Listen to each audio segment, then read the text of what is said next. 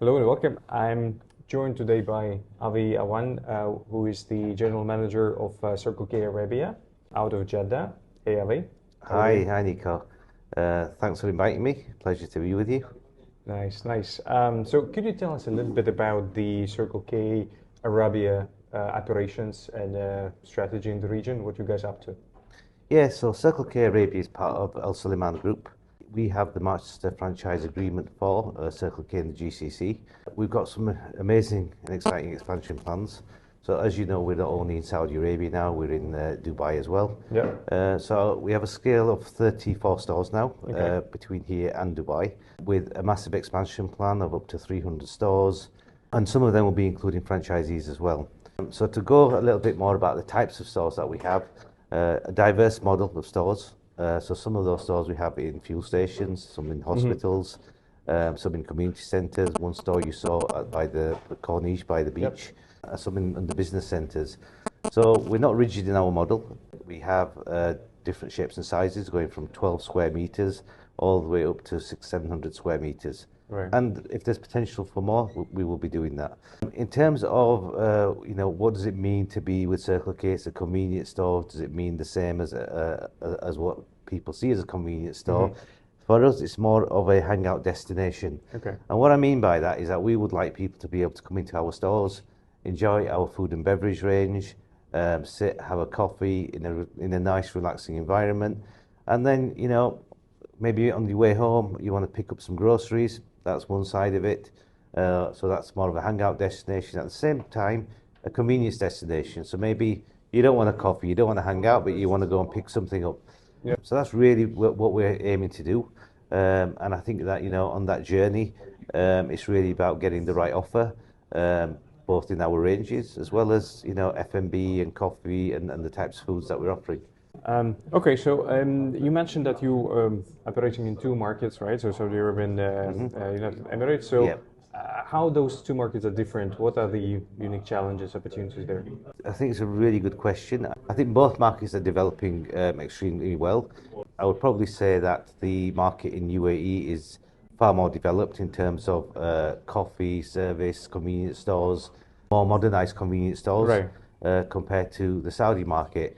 Saudi market in, I think, not just in convenience, but across the board in every sector is really going onto that growth path, seeing every sector beginning to boom, and they're going through that transition whereas the UAE market is probably more established across Right. most of the sectors that are working and operating there. So in terms of potential different ways of working, you really need to, I think, with any country in the GCC, you do have to go in and understand how the legislation works there, what are the Sure. licenses, etc., to get into those markets. And also with UAE, one of the key things, what we find in UAE is it's densely populated in areas. So when we open stores, whereas Saudi Arabia, depending on where you open, it can be far and wide of how what the populations are around there. Right, right. But I think also the mix of the population is slightly different, right? So in terms of the age and the nationalities, right? So Yeah, good point, Nico. I mean, yes, definitely. I mean, you've got a far diverse population in the UAE, and the mix is very different. Whereas in Saudi Arabia, you are getting, depending where you are, really. You've got a population of expats in different areas and pockets. But again, the Saudi population, and you've got the young entrepreneurs. The dynamics of Saudi Arabia has changed recently, where you've got women driving and working over the last few years. So that's really changed how things were, back in Saudi Arabia 5, 6, 7 years ago when I was here.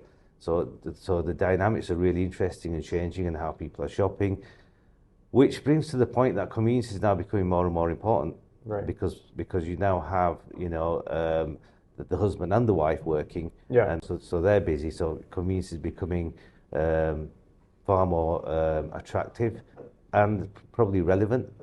Yeah. Oh, that's true, and yeah, very very dynamic markets, both of those. Yeah.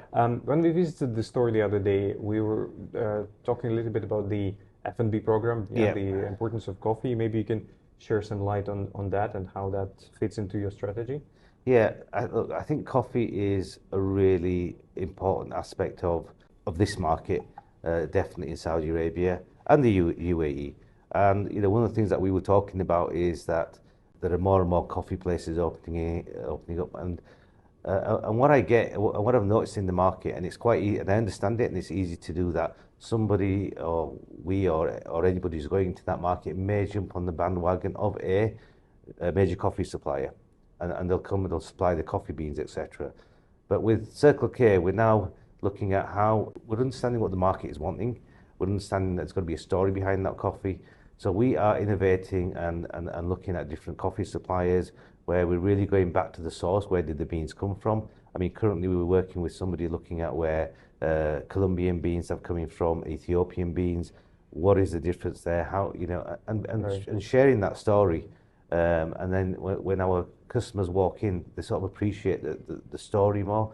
So I think it's a lot of a decision-making process from the consumer's perspective is there's a big element on the story behind where is the coffee coming from, sustainability, etc. And that I think also excites people, as well as great taste. And you are going to get that when you're really focusing on those regions of how coffee is being made, where it's coming from. Is it 100% Arabica?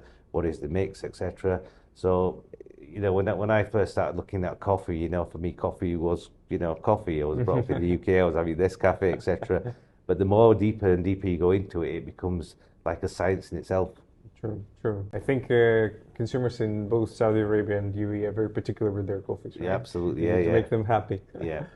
So coffee definitely helps creating that hangout destination. Yeah. But what else? Yeah, how you can lure people in to spend more time and spend more money in your stores? How are you bringing them in? I think there's quite a few things that we are doing and working on. Now, a key element is going to be definitely the service, the store environment, and when people do come and shop with us, how is that shopping experience? So that's one big element. But then to get repetition, other areas that we're looking at is putting ourselves out on the e-commerce platforms. Yeah. So we're working on that area. You talk about the lockers, right? So the delivery lockers that you have in the store that we saw in Promenade, right? Yeah. So we've got that element as well, where we've got the delivery lockers, where it's just another additional service. Now, as you know, in e-commerce as well, you're getting a lot of people doing online deliveries, etc. Right. So they're coming in. Sometimes people are needing a location for those items to go to.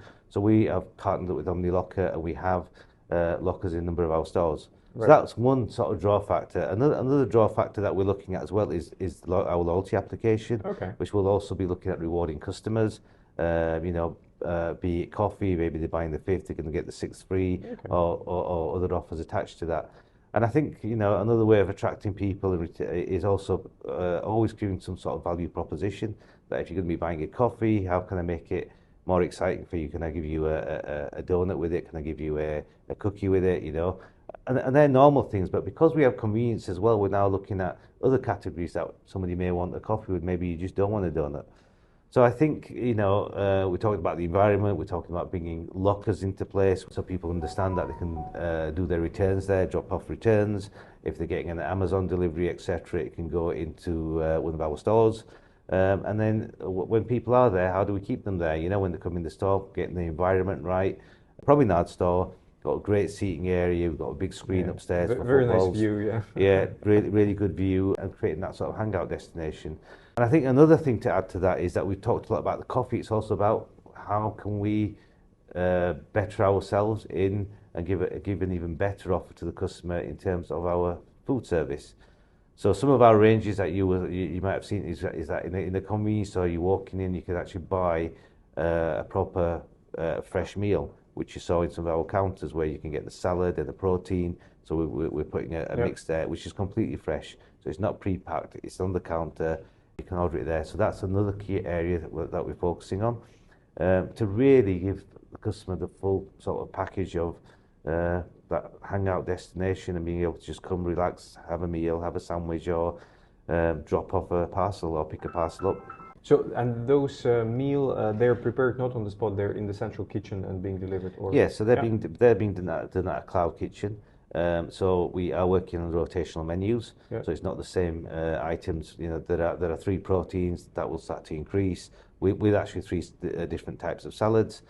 And as the week goes on, that menu will become rotational. We're now looking at a breakfast menu as well.